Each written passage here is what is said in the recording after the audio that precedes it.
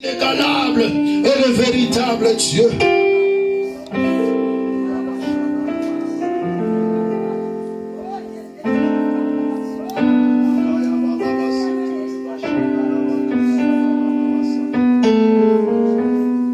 Dis à Dieu, parle-moi. Cet après-midi, je veux t'écouter, Seigneur. Alléluia. Alléluia, alléluia, alléluia. Alléluia, alléluia. Dieu Tout-Puissant, comment que considère que l'univers est par ton pouvoir, le ciel d'Asie, les éclairs et tonnerres, le clair matin ou les ombres du soir. Chante avec moi. Dieu Tout-Puissant, dans mon cœur considère que l'univers est par ton pouvoir. Yes. Le ciel d'Asie, les éclairs et tonnerres, le clair matin ou les ombres du soir. Dieu sous mon cœur, alors se lève un chant de Tout-Puissant, que tu es grand. De sous mon cœur, alors se lève un chant de Tout-Puissant, que tu es grand. Nous appoyons pour l'équipe d'abandonner. Oh, j'allais Yamilo Koyoso, Yo Salaki, Yo La Pémondi, Yo Salino, Solanguya, Yo Samoyo, Yo Samoyo, Yo Sanzola.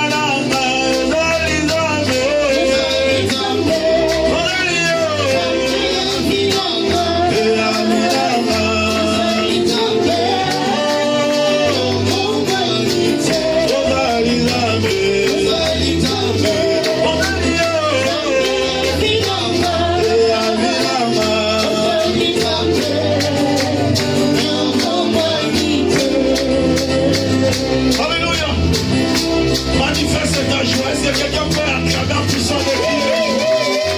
Pour la gloire de l'Éternel, pour la gloire du Tout-Puissant, pour ce cri de joie, que l'Éternel soit glorifié.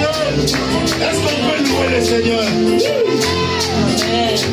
Est-ce qu'on peut célébrer le nom de l'Éternel? Est-ce qu'on peut célébrer en poussant des cris de joie?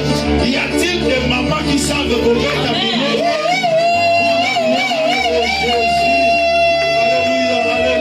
Alléluia, alléluia,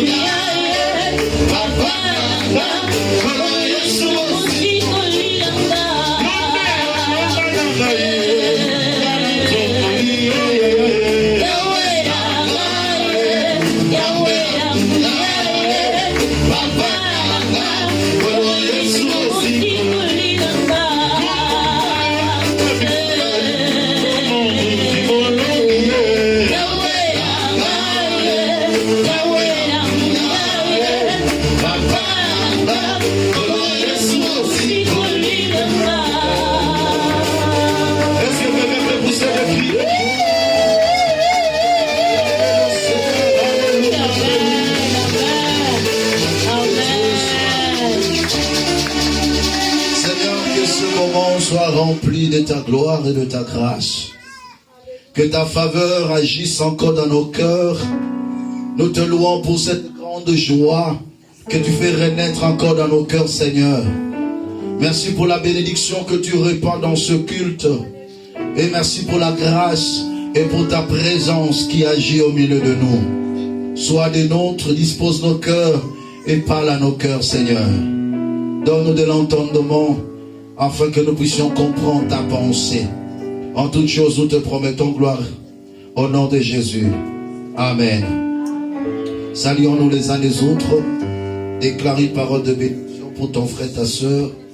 Dis-lui que tu es béni parce que tu es là. Tu es béni parce que tu es venu aujourd'hui. Saluons-nous les uns les autres. Gloire soit rendue à l'Éternel. Amen. Gloire à Dieu. Nous allons partager la parole de Dieu. Vous savez que tout au long de ce mois, nous sommes en train de parler ensemble avec vous sur l'impact de la délivrance, c'est-à-dire le résultat de la délivrance dans la vie des enfants de Dieu. Amen. Et aujourd'hui, particulièrement, nous allons développer un point que je vais dénommer « Être plus puissant en esprit pour sa délivrance ». Être plus puissant en esprit pour sa délivrance. Il y a une exigence qui nous est donnée pour maintenir notre état de délivrance. Vous savez que c'est Dieu qui nous délivre par sa grâce et par sa puissance. Mais l'homme a une part de responsabilité pour se maintenir dans un état de liberté. Ce que je dis, cela est prouvé bibliquement par Galates chapitre 5. Avant même d'entrer en profondeur, je vous donne ce texte. Galates chapitre 5, le verset 1er. Galates chapitre 5, le verset 1er. La Bible déclare ce qui suit. C'est pour la liberté que Christ nous a affranchis. Demeurez donc fermes et ne vous laissez pas mettre de nouveau sous le joug de la servitude. C'est pour la liberté que Christ nous a affranchis. Donc vous comprenez par là que si Christ nous a délivrés, c'est pour être libre. Et quand Christ te délivre et que tu as ta liberté, tu dois faire très attention. Il dit, ne vous laissez pas de mettre de nouveau sous le joug de la servitude. C'est-à-dire l'homme lui-même peut se remettre sous le joug de la servitude. Voilà pourquoi la qualité de la vie spirituelle d'une personne détermine la délivrance et la vie permanente dans la délivrance. C'est-à-dire un état permanent de la liberté. Ça, c'est un élément très important pour nous de savoir. On va parcourir les Saintes Écritures. Vous devez savoir que même dans le monde des esprits, il y a une hiérarchisation. C'est-à-dire, un esprit peut être plus puissant qu'un autre esprit. Ça existe. La Bible déclare, il y a eu guerre dans le ciel. Michael et ses anges, et le diable aussi, Lucifer et ses anges. Mais la Bible déclare, Michael fut puissant, fut plus fort, et précipita Lucifer et ses acolytes sur la terre. Qui a dit Amen. Donc, il y a cette hiérarchisation. Et sur la terre, vous devez savoir, la loi de la spiritualité qui définit la relation entre le spirituel et le physique. Et vous devez savoir une chose, il y a toujours une supériorité du spirituel sur le physique. C'est le spirituel qui gouverne le physique. Ce qui est en esprit a toujours la prédominance sur la chair. Voilà pourquoi même le diable peut avoir de l'autorité sur toi en tant qu'humain. Tout simplement parce qu'il est spirituel et toi tu es physique. C'est ainsi que le Seigneur avait dit, sans moi, vous ne pouvez rien faire. Parce que notre force, nous les tirons par notre communion avec le Seigneur. Il dit, si je ne suis pas avec vous, vous ne pouvez rien faire. Parce que la loi va s'accomplir, c'est le spirituel qui gouverne le physique. Mais dans le rapport de force en esprit, définit qu'il y a des puissants, mais il y a aussi des plus puissants qu'eux. Alléluia. Tu dois veiller à ce que, dans le parcours de ta vie, qu'il n'ait pas un plus puissant que toi. Ça, c'est un élément important. Y a-t-il un plus puissant que toi dans la dimension de tes combats? As-tu quelqu'un qui est plus puissant que toi en esprit? Y a-t-il un esprit qui est plus puissant que toi? Un jour, je suis toujours dans l'introduction de mon message, les 7 fils de Séva, ils ont pris une personne qui était démoniaque, c'est-à-dire accablée par les démons. Et ils ont commencé à chasser les démons sur la personne. En disant, nous te chassons, toi, esprit mauvais, au nom de Jésus que Paul prêche. Leur prière était correcte. Mais sauf que, dans la dimension de l'esprit, ils n'étaient pas suffisamment puissants face à ces démons. Et la Bible déclare, les démons les a tabassés et les chassés nus. Mais ils ont utilisé le nom de Jésus. Mais dans l'esprit, ils n'étaient pas puissants. Tu dois savoir que la dimension de ton esprit détermine aussi ton état permanent de la liberté. D'où chaque chrétien doit savoir que nous faisons face à un monde des esprits et que nous devons développer notre spiritualité afin que nous puissions espérer vivre une vie de paix et une vie de liberté. Vous avez appris, comme l'hirondelle s'envole, la malédiction sans cause n'a point de fait. Ça, c'est la parole de Dieu qui est absolue. Mais dans la réalité de la parole, il y a aussi le pratique. Entrer en profondeur pour déterminer la quintessence de ce qui a été écrit et en bénéficier en totalité. Mais aujourd'hui, nous allons parcourir encore les Saintes Écritures pour voir dans quel sens dois-je comprendre ce texte. Quelles sont les exceptions en toutes choses? Je suis dans Josué au chapitre 6. Le verset 26. Au verset 1er, Dieu dit à Josué que je livre Jéricho entre tes mains. Ces vaillants soldats, détruisez tout et dévouez tout par interdit. Je livre Jéricho, ces vaillants soldats. La ville était fermée, barricadée. La ville était tellement fortifiée, mais Dieu livre cette ville entre les mains de Jéricho et entre les mains de Josué. Josué a pris possession de la ville. Ils ont détruit la ville. Ils ont tué tout. Sauf Rahab, la prostituée, avec sa famille. Parce qu'ils ont reçu les déceptions.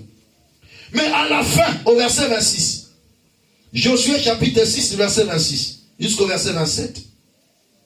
Ce fut alors que Josué jura en disant, maudit soit devant l'Éternel l'homme qui se lèvera pour rebâtir cette ville de Jéricho. Il achètera les fondements au prix de son premier-né. Et il en posera les portes au prix de son plus jeune fils. L'Éternel fit avec Josué, dont la renommée s'est répandue dans tout le pays. Suivez très bien. Ma prière, que Dieu te donne de l'entendement et que révolutionne ton esprit. Après avoir tout détruit sur son passage, la ville était désastre, détruite complètement. Et Josué maudit Jéricho. Lorsqu'il prononce la parole de la malédiction, il dit ceci: maudit soit devant l'Éternel quiconque se lèvera pour rebâtir cette ville. Quand il va poser les fondements, il va perdre son plus jeune, son plus grand, son aîné, son fils va mourir. Et quand il va mettre les portes, donc c'est-à-dire à la finition, c'est son plus jeune fils qui va mourir. La malédiction plane sur Jéricho. Que celui qui va rebâtir la ville va perdre 2 de ses enfants. Josué est mort, mais la parole ne meurt pas. La malédiction qui sort ne meurt pas aussi longtemps que ce n'est pas ôté et enlevé. Ça peut rester de génération en génération. Cette malédiction peut persister. On pouvait voir Jéricho.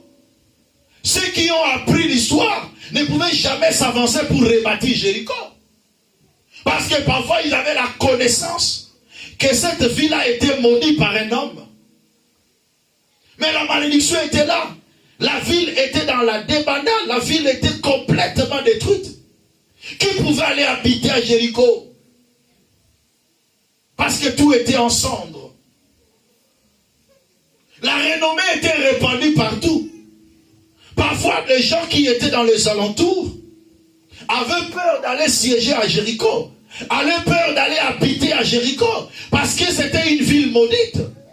Est-ce que vous ne savez pas qu'ici, si quelqu'un bâtit, il va perdre 2 de ses enfants? Ah, moi je ne peux pas oser. Moi je ne peux pas aller bâtir à Jéricho. Jéricho, bien-aimé, peut être semblable à la vie d'une personne, où les paroles de malédiction sont sorties. Jéricho peut être semblable à une famille, où on a parlé mal de cette famille, qui a dit Amen. Et partout où tu marches, tu vis sous cette malédiction. Parfois tu ignores, parfois tu ne connais pas qu'il y a une parole qui pèse sur ta famille, qui pèse sur ta vie.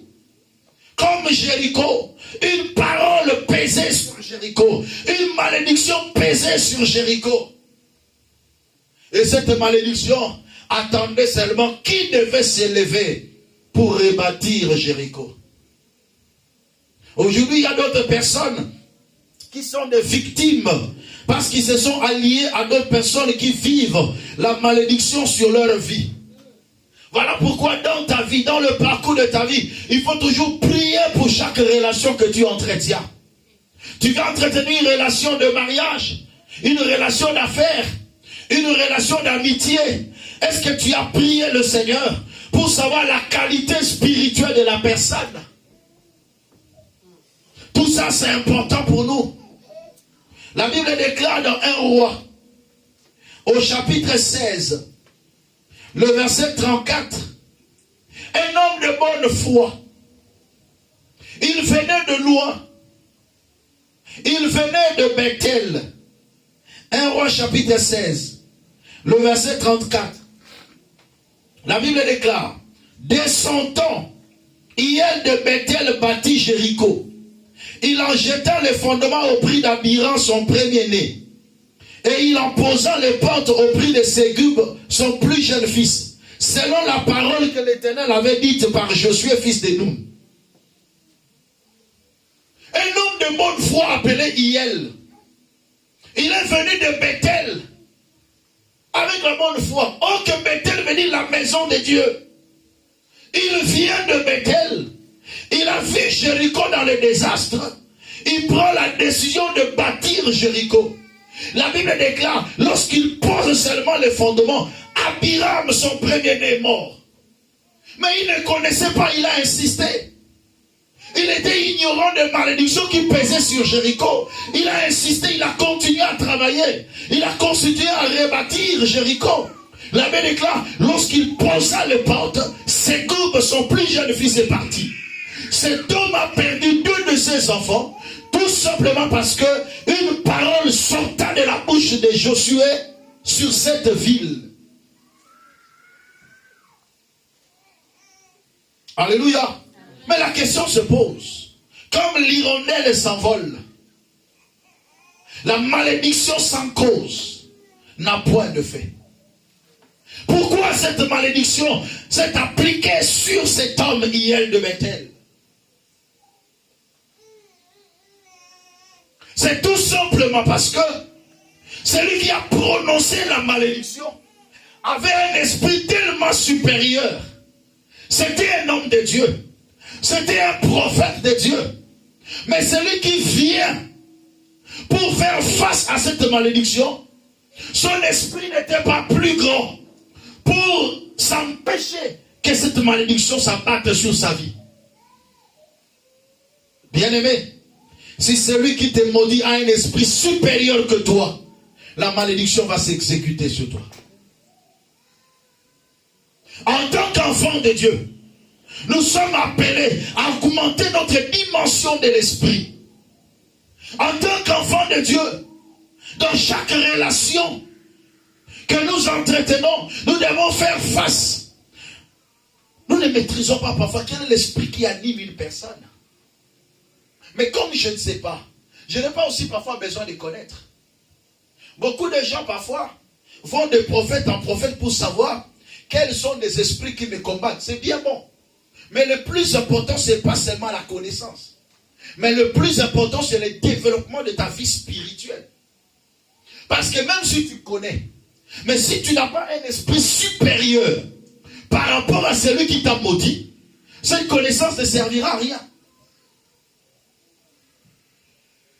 Beaucoup de gens sont revenus par terre parce qu'il a rencontré une personne dont la qualité de vie n'était pas bonne, dont la malédiction pesait sur la personne, et lui n'a pas un esprit supérieur pour dominer sur cette malédiction. Hiel de Bethel, dès son temps, il jeta les fondements. Abiram est mort. Mais parfois, les gens pouvaient le dire, mais tu vois comment ton premier-né est mort. C'est parce qu'un homme a maudit cette ville. Mais par amour de cette ville, il avait besoin de rebâtir. Il y a certaines choses que nous faisons, soit par amour, par pitié, ou par reconnaissance. Il y a certaines relations que nous entretenons, mais qui parfois peuvent nous détruire. Mais par reconnaissance, on se dit que je garde cela quand même. Même si je ne vois pas clair, mais je dis au moins que j'avance un peu. Abiram est mort. Hiel, qu'est-ce que tu fais? Il dit, je continue quand même. Et lorsqu'il met les portes, la Bible déclare, Ségoub est parti. Mais il ne savait pas pourquoi ses enfants mouraient. Et la Bible déclare, cela s'est fait selon la parole que l'homme de Dieu avait prononcée. Il est temps que chacun de nous prenne conscience et qu'il développe sa dimension de l'esprit. Mais comment la délivrance de cette ville est venue? C'est là où vous allez comprendre la corrélation qu'il y a entre une personne qui maudit et une personne qui est destinée à enlever la malédiction. Bien aimé, je suis venu dire à quelqu'un, toute personne est capable, tout chrétien est capable d'enlever n'importe quelle malédiction qui s'élève contre sa vie, mais pourvu qu'il développe sa dimension de l'esprit. Hiel de Bethel, il n'avait pas un esprit supérieur par rapport à Josué. Josué a succédé à Moïse. Dieu lui a donné la mission de conduire Israël. C'est qu'il avait l'autorité spirituelle. Il avait le pouvoir spirituel. Ce n'est pas n'importe qui pouvait enlever la malédiction qui a été prononcée par Josué. Parce que vous devez savoir, dans la loi de la malédiction, celui qui maudit a une dimension de l'esprit, mais celui qui vient enlever la malédiction doit avoir un esprit plus supérieur. C'est ça la réalité. Lorsque Jacob a maudit Ruben, il dit, toi Ruben, tu es maudit. Je sais que tu es mon premier-né, la vigueur, le prémisse de ma vigueur. Mais tu n'auras pas de la prééminence parce que tu es monté sur ma couche et tu l'as souillé. Ne pas avoir de la prééminence a fait entrer la mort dans la tribu de Ruben. Mais au temps de Moïse, Moïse a fait une lecture sur la lignée de Ruben, sur la tribu de Ruben. La majorité des morts en cascade dans le désert se faisait par le fils ou dans la vie de fils de Ruben ou dans la famille de Rubénites. Quand Moïse a vu cela, il dit non. Il y a une malédiction qui pèse sur Ruben.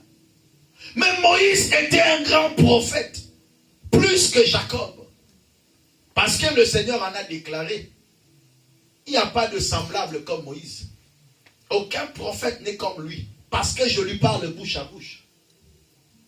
La Bible déclare que Moïse s'éleva sur Ruben et il déclara en disant que Ruben vive et qu'il ne meure pas. Que ses hommes soient nombreux. La mort qui pesait sur Ruben a été enlevée par Moïse. Crois-tu que si Moïse n'avait pas un esprit supérieur, pouvait enlever la malédiction qui pesait sur Ruben? Je déclare et je prophétise, en tant que ton pasteur, toute malédiction qui pesait sur ta vie soit ôtée au nom de Jésus-Christ. Même si c'est venu de ton père, venant de ta mère, venant de tes aïeux, j'ai un esprit supérieur plus que eux. Je déclare et je décrète que cette malédiction soit ôtée au nom de Jésus. Malgré cela, Jéricho était bâti quand même. Avec le sacrifice de 2 enfants. Jéricho bâti. Je suis maintenant dans 2 Rois au chapitre 2. Verset 19 à 22. Jéricho était bâti. Les gens venaient quand même pour habiter à Jéricho. Ok. Ça semble bon. La ville est construite et les gens viennent quand même habiter à Jéricho. Mais qu'est-ce qui se passe? 2 Rois chapitre 2, le verset 19 à 22. Les gens de la ville dirent à Élisée, voici, le séjour de la ville est bon, comme le voit mon Seigneur. Mais les eaux sont mauvaises et le pays est stérile.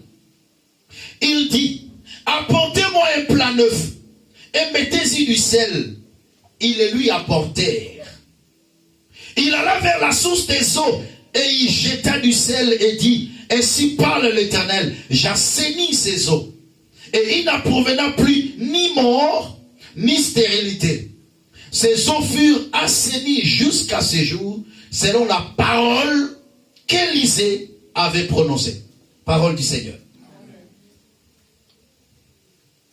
On est dans le processus. Une ville qui a été maudite, que personne ne pouvait bâtir, si ce n'est la perte de 2 enfants. Le sang de 2 enfants était le sacrifice suprême pour rebâtir Jéricho. Un homme, par son ignorance et par son esprit faible, il a perdu ses 2 enfants. Tu ne sais pas combien tu as perdu par une relation que tu as tissée.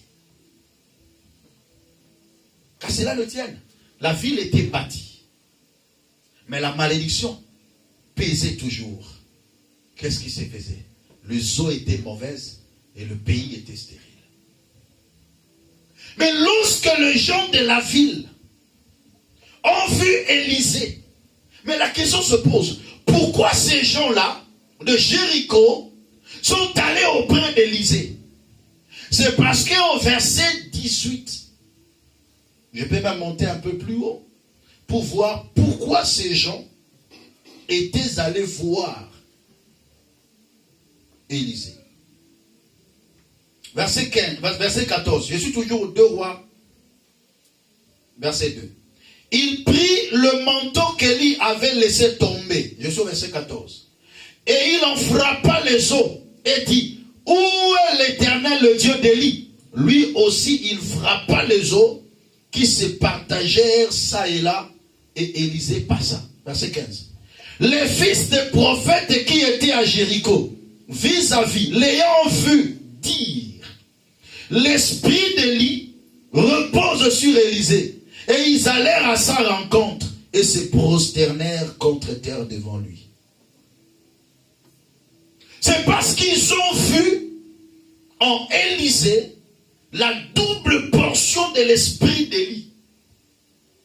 Et ils se disent, cette personne est capable d'ôter la malédiction qui pesait sur nous. Est-ce que quelqu'un est en train de comprendre? Ils ont appelé Élisée en lui montrant le séjour de la ville. Il dit, homme de Dieu, le séjour de la ville est bon. Mais ne prête pas attention à l'apparence. À l'intérieur, les eaux sont mauvaises. Ne te fie pas à l'apparence lorsque tu veux t'associer avec une personne. Parce que l'apparence est trompeuse, dit-on. Le séjour de la ville est bon. Mais les eaux sont mauvaises. Et quand tu n'as pas le discernement, tu regardes la ville et tu entres. Mais la mort est dedans. Vous savez, parfois, il nous arrive aussi de faire un mauvais choix comme ça lorsque nous avons les yeux fixés sur l'apparence des gens, sur leur dimension intellectuelle, sur leur beauté externe, sur leurs moyens financiers. On s'attache à une personne, mais c'est la destruction qui entre. Parce que nous sommes fiés à l'apparence. Le séjour de la ville est bon, mais les eaux sont mauvaises. Le pays est stérile. Vous savez, à la longue, j'en parlerai encore avec force et détail.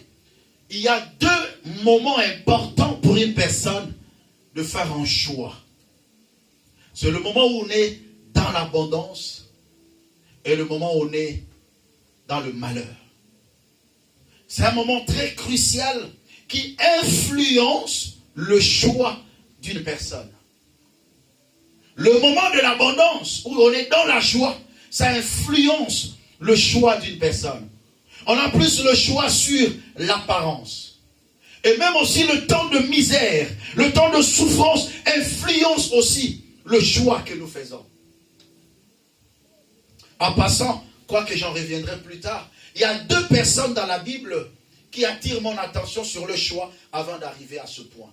C'est pour vous dire que le séjour de la ville peut être bon, mais à l'intérieur, il faut savoir qu'est-ce qui se passe à l'intérieur. Je prends l'exemple de Naomi et de son mari ainsi que ses deux enfants. Ils étaient à Bethléem. Bethléem qui veut dire la maison de pain.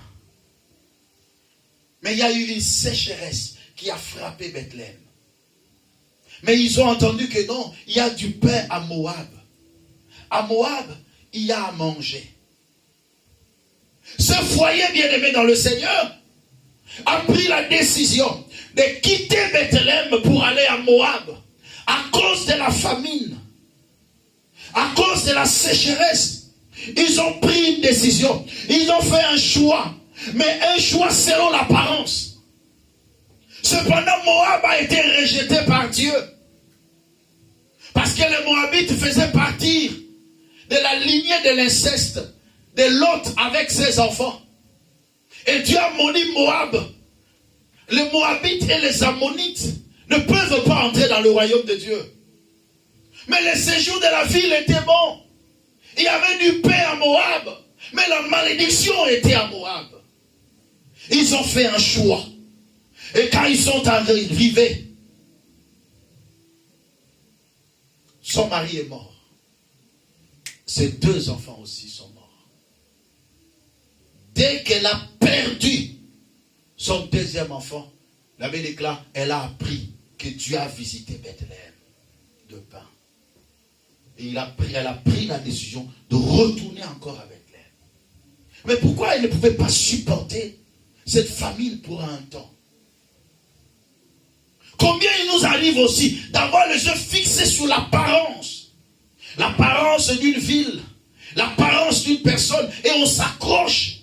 Mais sans pour autant avoir un discernement. Y a-t-il la fille à l'intérieur ou pas? Au milieu de l'abondance, Abraham a dit à l'autre, choisis là où tu veux aller. La Bible déclare, l'autre leva les yeux. Une personne aussi qui a fait un mauvais choix, mais au moment de l'abondance. Il avait le troupeau en grande quantité. Il leva les yeux, il a vu Sodome et Gomorrhe. La Bible déclare, c'était comme le pays d'Égypte et comme le jardin de l'Éternel. La Bible déclare, c'était une plaine pleinement arrosée. Le séjour de la ville était bon. Mais à l'intérieur de Sodome et Gomorrhe, il y avait la bestialité, l'homosexualité. Il y avait le péché à l'intérieur. Mais le séjour de la ville était bon. Et il a fait un choix. Il est allé avec abondance, mais il était sorti même réduit. Avec la malédiction. Avec l'esprit sodomique est sorti en lui. Même s'il ne s'est pas aligné, même s'il n'a pas pratiqué, mais l'esprit de Sodome, le fait d'habiter à Sodome, l'esprit de Sodome est entré sur ses enfants. C'est ce qui a fait que lorsqu'ils sont sortis, ils ont eu l'idée de coucher avec leur père. Pourquoi? Parce qu'une personne a fait le choix en tenant compte de l'apparence. Homme de Dieu, le séjour de la ville est bon, comme le voit mon Seigneur. Mais les eaux sont mauvaises et le pays est stérile. Et pour y arriver, il donne deux solutions. Il dit, apportez-moi un plat neuf et mettez-y du sel. Ils le lui apportèrent. Apportez-moi un plat neuf et mettez-y du sel. Vous savez, je vous ai dit, pour développer notre dimension de l'esprit, afin de se maintenir dans un état permanent de liberté et de notre délivrance, nous devons à tout prix, bien-aimés dans le Seigneur, restaurer notre vie. Apportez-moi un plan neuf qui veut dire une vie complètement restaurée, une vie complètement repentie. Je suis dans Matthieu chapitre 9, le verset 17. Matthieu chapitre 9, le verset 17, les Saintes Écritures déclarent: on ne met pas non plus du vin nouveau dans de vieilles outres. Autrement, les outres se rompent et le vin se repent. Et les outres et le vin sont perdus. Mais on met le vin nouveau dans des outres neuves. Et le vin et les outres se conservent. Matthieu 9, verset 17. On compare la vie d'une personne par rapport à une outre, ou un vase, ou un plat. Lorsqu'il dit, apportez-moi un plat neuf, c'est-à-dire, présentez vos vies comme des vies sincèrement repenties, non pas comme des vieilles outres, non pas comme des vieux plats, mais apportez un plat neuf. C'est-à-dire, en d'autres termes, répentez-vous. Changez vos vies. Tu vas avoir un esprit supérieur.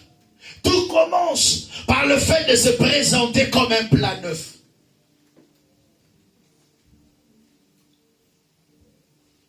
Tu ne peux pas avoir une vie supérieure si tu vis encore selon le vieil homme, en accord avec Colossiens au chapitre 3, le verset 5 jusqu'au verset 10.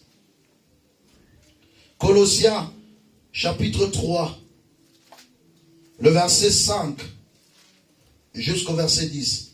Lisez ensemble avec moi la parole de Dieu. Il est écrit ce qui suit.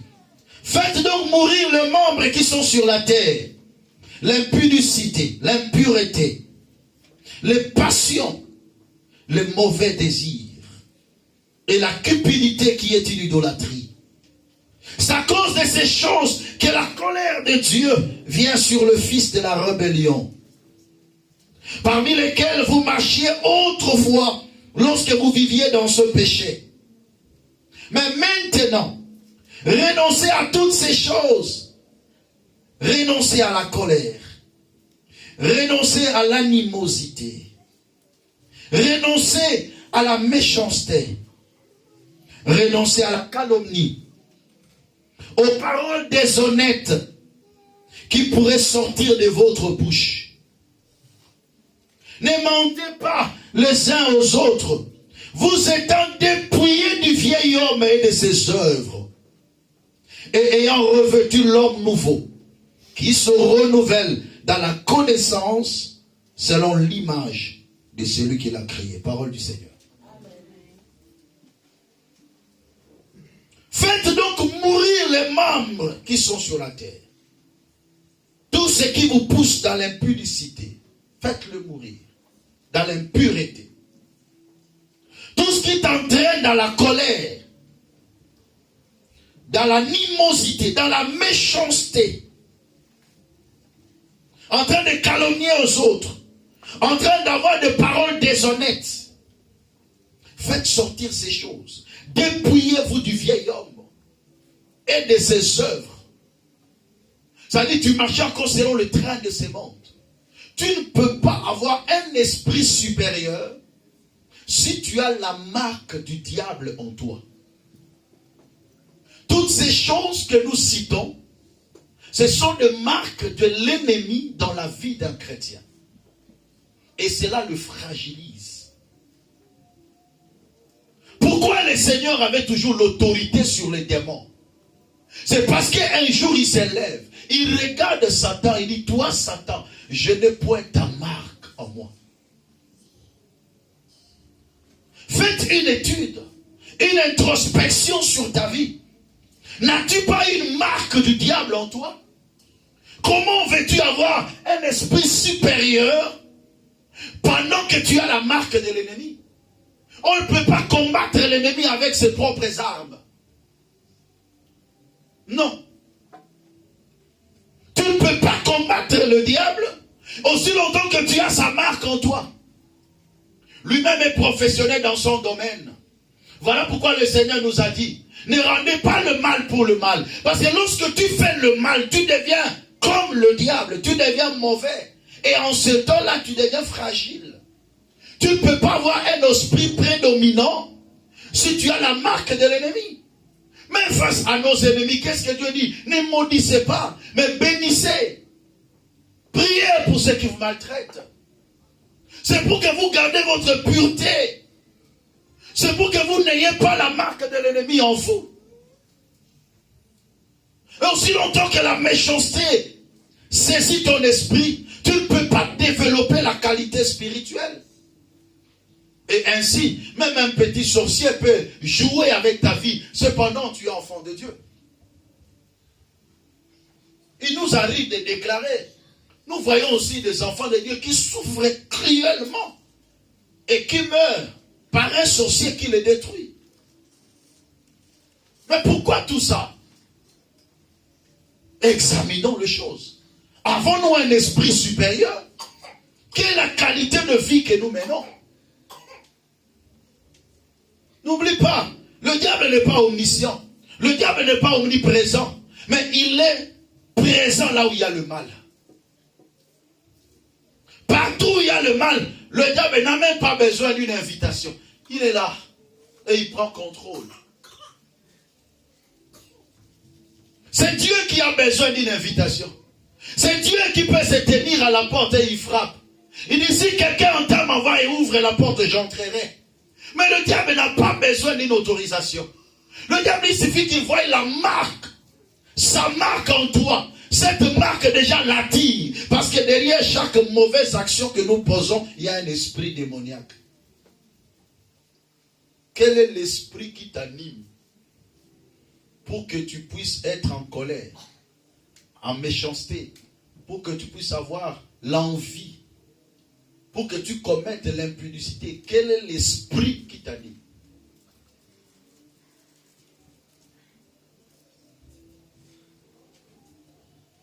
Ne mentez pas les uns aux autres.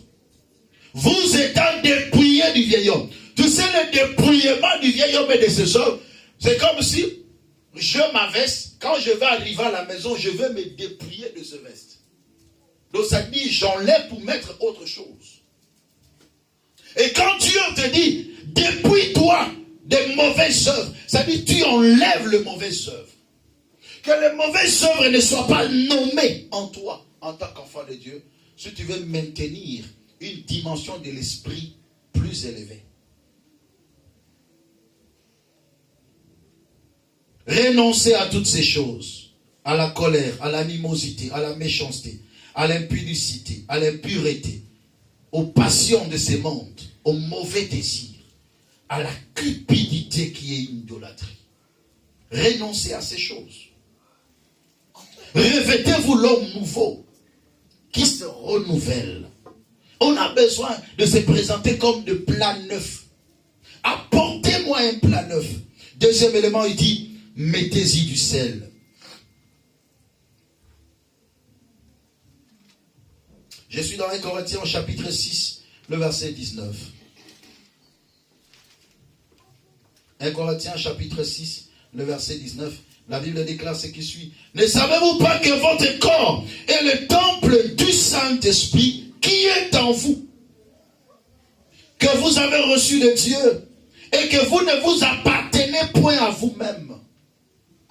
Si le plat neuf est une vie sincèrement repentie, le sel qu'on met dessus, c'est le Saint-Esprit, l'Esprit de Dieu.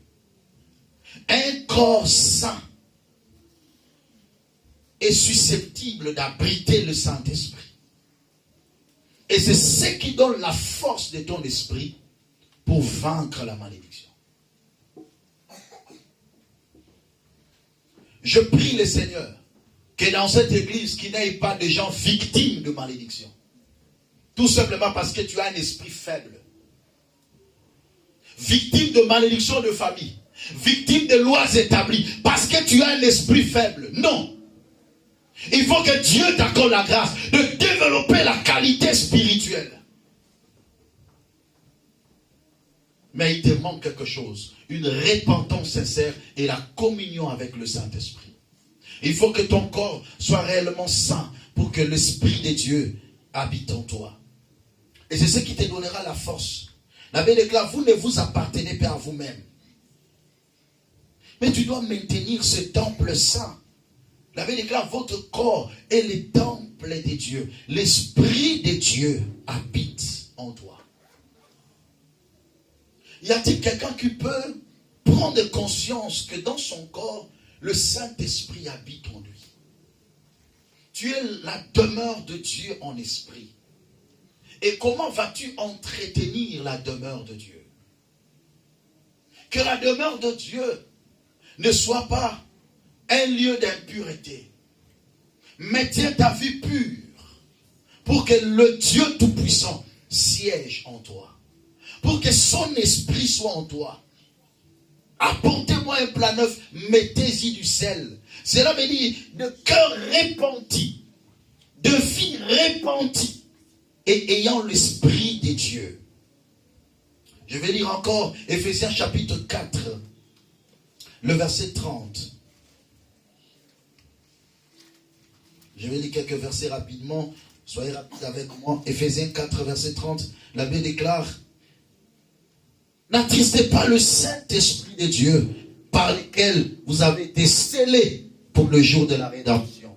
Verset 31. Que toute amertume, toute animosité, toute colère, toute clameur, toute calomnie, toute espèce de méchanceté disparaissent du milieu de vous. Soyez bons les uns envers les autres, compatissants, vous pardonnant réciproquement comme Dieu vous a pardonné. N'attristez pas le Saint-Esprit de Dieu. Il y a des choses lorsque nous le faisons. Il y a des actions lorsque nous le faisons. Nous attristons le Saint-Esprit. Comment veux-tu être puissant en esprit aussi longtemps que le Saint-Esprit est attristé en toi? C'est ça la plus grande question. Tu veux être puissant en esprit, mais cependant, le Saint-Esprit n'agit pas en toi. faut faire très attention. Éphésiens 3, verset 5.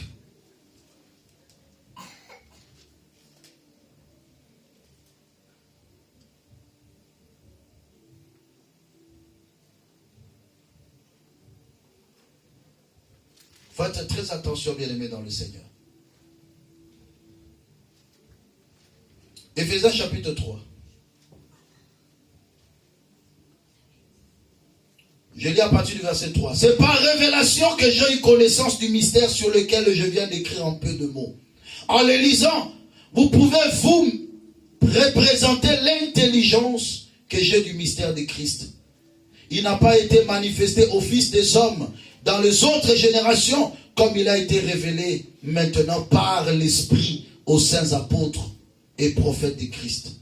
Ce mystère, c'est que les païens sont co-héritiers, formant un même corps et participent à la même promesse en Jésus-Christ par l'Évangile.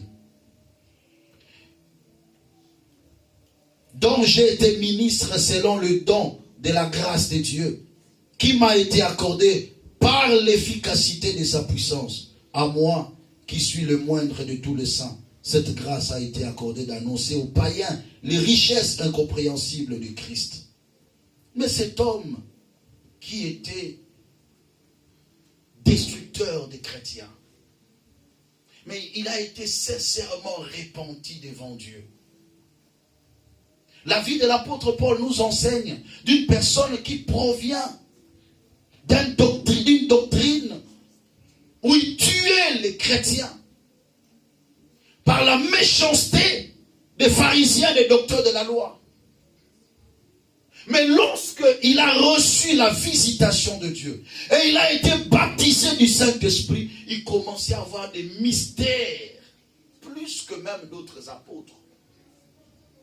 Son esprit est devenu supérieur jusqu'à ce qu'il reçoit le mystère. Même les païens ont droit au salut. Ce qui a bouleversé même les apôtres. Comment tu veux que ton esprit soit supérieur aussi longtemps que ta repentance est boiteuse? Comment veux-tu faire face à des démons, à des sorciers qui combattent ta maison aussi longtemps que ta repentance est boiteuse? C'est-à-dire, ta vie est encore dans le doute. Tu vis encore selon le train de ce monde. Comment tu peux augmenter ta dimension spirituelle? Apportez-moi un plat neuf. La Bible déclare, il alla dans la source de eau, il jeta le sel et déclara, j'assainis ces eaux. Et la Bible déclare, jusqu'à ces jours, la malédiction qui pesait sur Jéricho a été ôtée. La mort qui était dans Jéricho a été ôtée. Je prie le Seigneur qui te donne cette dimension de l'esprit afin que tu puisses monter en esprit pour vaincre les esprits qui te combattent. Et le dimanche prochain, je vais maintenant entrer encore en profondeur. Et vous allez comprendre que aussi longtemps que tu ne prends pas la peine de développer ta dimension spirituelle, il y a certaines choses dans ta vie qui ne vont pas changer. Tu dois prendre conscience. Tu dois prendre conscience. Il y a des gens dans la Bible, des prophètes de Dieu, des rois, que le diable n'a eu pas peur d'eux. Il les a détruits, il les a combattus. Moindre distraction de ta vie, tu peux risquer d'entrer dans une servitude de l'ennemi. Veillez sur votre qualité spirituelle. Ne priez pas comme si tu es en train de jouer, comme si tu es en train de blaguer. Ne viens pas à l'église parce que tu as le temps de venir. Mais développe ta qualité spirituelle. Marche dans la crainte de Dieu. Marche dans l'obéissance. Parce que le diable est tellement malin. Si le diable, parfois, je reste là, je réfléchis un peu. Pierre était à côté de Jésus, l'apôtre du Seigneur, dont le Seigneur pense remettre la clé. Ils dormaient ensemble avec le Maître, le Créateur. Mais Satan n'a pas eu peur. Il est venu pour réclamer Pierre. Et toi, qui es-tu? Si c'est lui qui dort à côté de Jésus, le Seigneur se lève et dit, Pierre, Satan t'a réclamé pendant toute la nuit pour te cribler comme du fromage. Mais j'ai intercédé pour toi, pour que ta foi ne faillisse pas. Si lui, qui dormait à côté de Jésus, Satan est venu le réclamer. Et toi? Je ne fais pas peur aux gens, mais je amène quelqu'un à la prise de conscience pour comprendre. Ta vie est détruite parce que tu dors, parce que tu vis dans le péché. Ta vie est détruite parce que la dimension de ta spiritualité est faible. Ce qui domine sur toi est plus fort que ton esprit. Tu dois prendre conscience et relever ces défis. Que chacun de nous prenne conscience. Je dois restaurer ma relation avec le Seigneur. Ma relation avec l'esprit. Il a là la source de eau et il met le sel. La source de ta vie, c'est ton cœur. La Bible déclare, garde ton cœur plus que toute autre chose. Parce que ce qui détruit l'homme provient du cœur. Ce qui détruit l'homme provient du cœur. Je vais lire les derniers versets, je clôture par là. Matthieu chapitre 15, versets 16 à 20. Matthieu 15, versets 16 à 20. Et Jésus dit, vous aussi êtes-vous sans intelligence? Ne comprenez-vous pas que tout ce qui entre dans le ventre va dans le... qui entre dans la bouche va dans le ventre puis est jeté dans le lieu secret? Mais ce qui sort de la bouche vient du cœur. Et c'est ce qui suit l'homme. C'est-à-dire ce qui rend l'homme impur. Car c'est du cœur que viennent les mauvaises pensées. Le meurtre, les adultères, les impudicités, les vols, le faux témoignage, les calomnies. Voilà les choses qui suivent l'homme. Mais manger sans être lavé les mains, cela ne suit point l'homme. C'est du cœur que de l'homme que viennent les mauvaises pensées. Tout ce que tu fais provient de ton cœur. Tout acte que tu poses provient de ton cœur. Toute parole qui sort de ta bouche, tu l'as médité dans ton cœur. Et il faut que ton cœur soit assaini. Que le Saint-Esprit prenne possession de ton cœur. Pour que ce qui sort de toi soit des bonnes choses. Ça commence par là, la dimension de notre spiritualité. Si nous n'arrivons pas à maîtriser ces choses, tu peux prier du matin au soir, les choses ne vont pas changer. La dimension spirituelle ne s'améliore pas seulement par la prière simple. Il y a des gens qui prient beaucoup mais négligent leur caractère. Tout commence par là. Qu'est-ce qui sort de ton cœur? C'est ce qui te suit. Tu es impur par ce que tu fais et tu pries Dieu. La Bible déclare, lorsque vous priez, élevez vers Dieu le main pur, sans mauvaise pensée. Qu'est-ce qui sort de ton cœur? C'est l'impudicité qui sort, l'adultère qui sort. Mais tu peux prier du matin au soir, les choses ne vont pas bouger. Parce que ce qui est dans ton cœur est déjà impur. Dieu ne t'agrée pas. Que le Seigneur vous bénisse. Et que Dieu bénisse sa parole.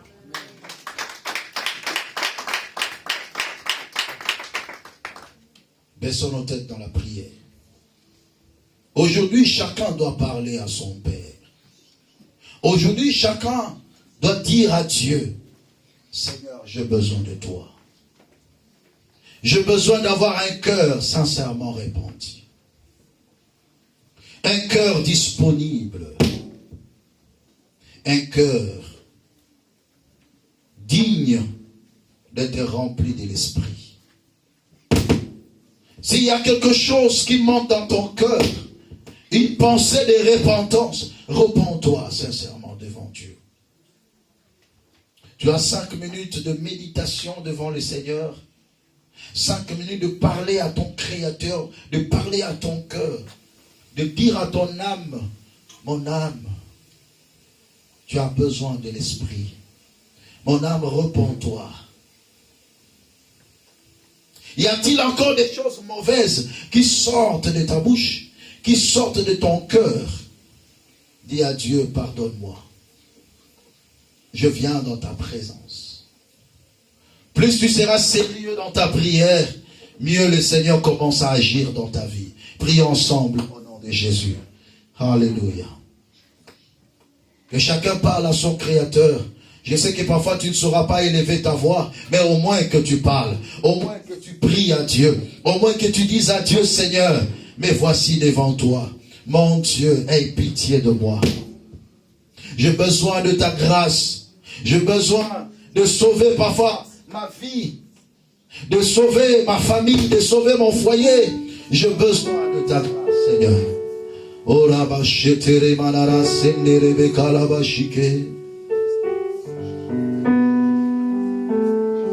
Père éternel, oh Dieu, je viens recommander tes enfants sous ta grâce, Seigneur. Toi qui as pitié de nous, Seigneur. La Bible déclare, tu ne nous traites pas selon nos fautes. Tu ne nous traites pas selon nos péchés. Je viens recommander tes enfants entre tes saintes bonnes mains.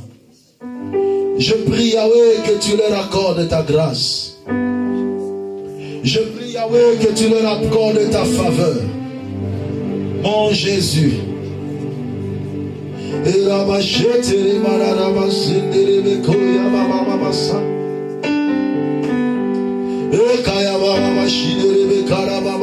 Écoute la prière de tes enfants, Seigneur. Yahweh, aie pitié de tes enfants, oh Dieu.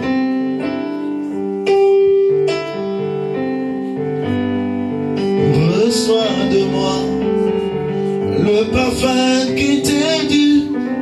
Oh Dieu de gloire, mon cœur se répand devant toi, oh Dieu. Mon cœur se répand devant ta face, Seigneur mon Dieu. Oh Yahweh, pardonne à tes enfants. Pardonne à tes enfants, Seigneur. Nous voulons présenter devant toi, oh Dieu, un cœur sincèrement repenti.